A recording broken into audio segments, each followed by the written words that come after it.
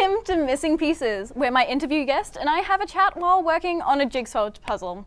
And today I'm joined by Charles Box, who is an expert in all things Australian politics, especially Labor.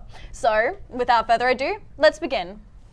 So, what first sparked your interest in politics and why the Labor Party?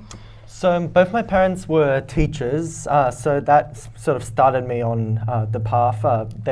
My dad's a member of the union, and he was also a member of the Labor Party. So that was the sort of starting point. But then, as I grew up and started to research and do a bit of my own research on things like climate change and other issues, my beliefs started to align more with the left. So that's where I've sort of ended up.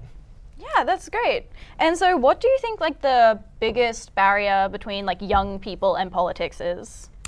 I think in Australia we have this weird sort of environment with mandatory voting, and it creates quite a stigma where it's more of a chore than an expression of a right. Obviously, throughout history, different people didn't have the right to vote and people fought for that. But in Australia, with this mandatory voting system, we see things like donkey voting, where political parties are vying for the first spot on the ballot paper, or also the high number of informal votes, which in some electorates, you often see that the difference between the two parties is the amount of informal votes there.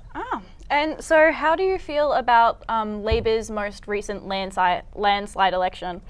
I thought it displayed some really interesting trends. It bucked some pretty strong international trends. One was the move against incumbent parties, obviously, with the high inflation and general unhappiness. And then it also bucked a bit of a trend against the right wing. And so what gives you hope about the future of the Labor movement?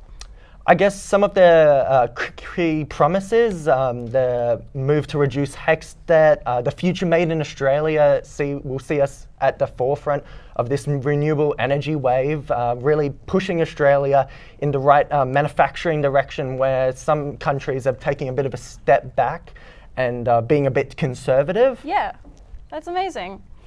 And so that's pretty much all we have time for in this segment, but would you like to sign the puzzle as it is? Sure.